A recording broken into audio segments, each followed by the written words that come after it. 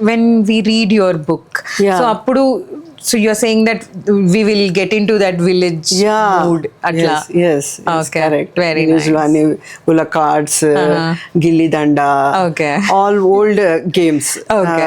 అంటే అప్పుడు చిన్నప్పుడు అది గోటీలు ఆడుకునే వాళ్ళం, correct. అవన్నీ ఇప్పుడు ఓన్లీ మొబైల్ అది Oh my God. గేమ్స్. ఇప్పుడున్న social media is like taking us to the next level actually. So children కి అవి కూడా గేమ్స్ ఉన్నాయి అని కొంతమందికి తెలీదు అసలు. సో ఫర్ దెమ్ అంటే అందరికి అది తెలిసి ఉండాలి అని I wrote about that. Okay, very nice, very nice. So ఇప్పుడు నెక్స్ట్ జనరేషన్స్ కి Latha garu, like now it's coming up with Gen Z అంటున్నారు కదా. So we all are like have to handle Gen Z kids for sure. So ఇప్పుడు వాళ్ళంతా complete గా మొబైల్లో ఉండడం, only social media, mobile and lot of digital platform అయిపోతుంది.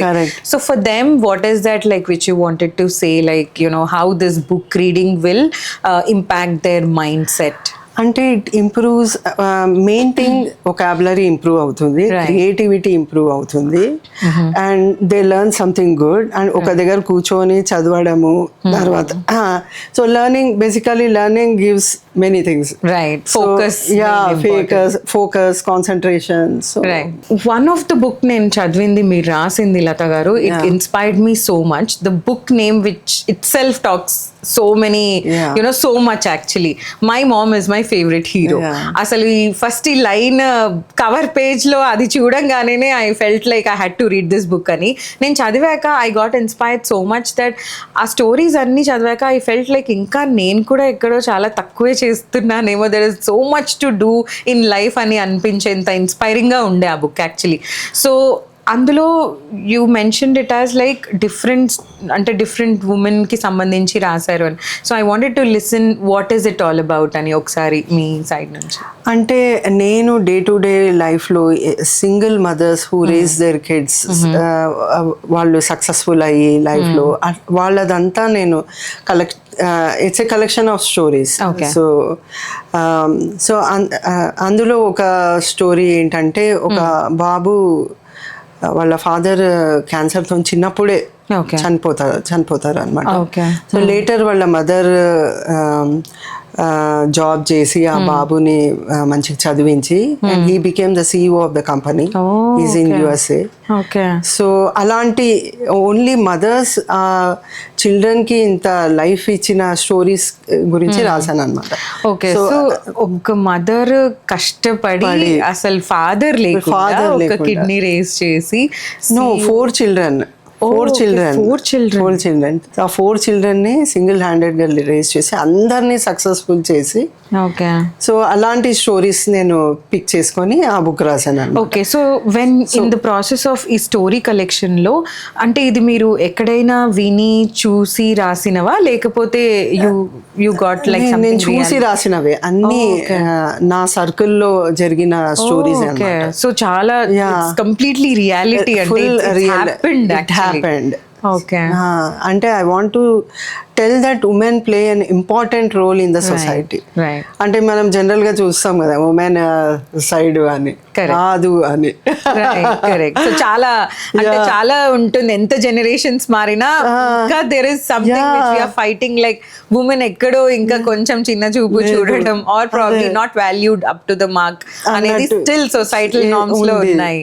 But at the same time the other side of the coin is like, దాని గురించి అదే purpose of writing that book is అది. ఓకే, సో అందులో అన్ని రియల్ స్టోరీస్ జరిగిన, నా circle లో జరిగిన స్టోరీస్. ఓకే, సో అది నేను చదివిన వెంటనే ఐ గాట్ సో ఇన్స్పైర్డ్ అనమాట.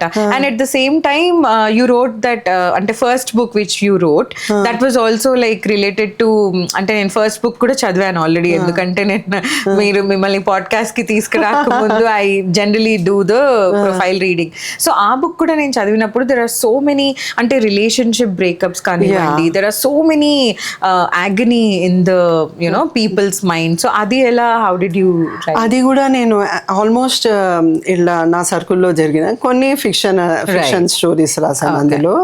సో అంటే లైఫ్ లో బ్రేకప్ అయ్యాక మళ్ళీ సెకండ్ ఛాన్స్ వచ్చిన వాళ్ళు, అలాంటి.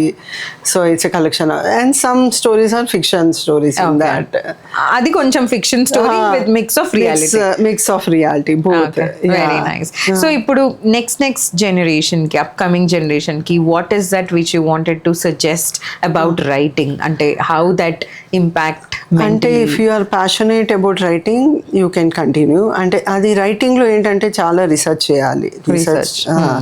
రీసెర్చ్ తర్వాత లేటెస్ట్ అప్డేటెడ్ ఉండాలి. లేటెస్ట్ ట్రెండ్స్ తో మనం ఫాలో అవ్వాలి. అంటే ఇప్పుడు ఈ జనరేషన్ కి ఏది నచ్చుతుందో మనం కూడా అప్గ్రేడ్ చేసుకోవాలి. సో అవన్నీ ఫ్యాక్టర్స్ ఉంటాయి అన్నమాట. It is purely passion writing. Passionate గా ఏదైనా చేయొచ్చు. ప్యాషన్ ఉంటే ఆటోమేటిక్ గా ఐడియాస్ వస్తాయి. You can write. So pure passion తో ఉంటే రైటింగ్. ఈ రైటింగ్ హౌ మైండ్ఫుల్లీ ఎంత ఇంపాక్ట్ అవుతుంది అంటే depends on person to person. ఇప్పుడు నాకైతే నేను రాస్తేనే నాకు ఐ ఫీల్ హ్యాపీ. ఓకే, చాలా మైండ్ రిలాక్స్ ఉంటుంది.